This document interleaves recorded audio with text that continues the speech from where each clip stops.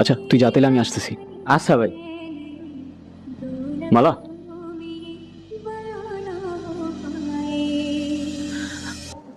আপনি কি আমায় ডাকলেন? তুমি ছাড়া এখানে আশেপাশে তো আর কেউ নেই। কেন? না, আমায় কেউ কখনো এভাবে রাস্তায় ডাকে না তো, তাই। কেন ডাকে না কেন? জানি না, হয়তো ভয় পায় আমার ভাইজানকে, তাই। কেন, আপনি পান না? চান্সই নাই। ওপরের খোদা ছাড়া এই গুরু কাউরে ভয় পায় না।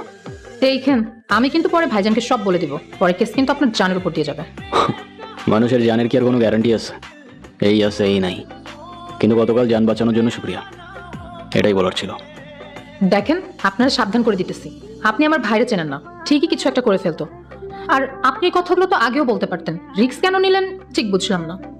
এমনি ও একটা কথা আছে না, রিস্ক হ্যায় তো ইশক হ্যায়, ব্যাস। বুঝছি।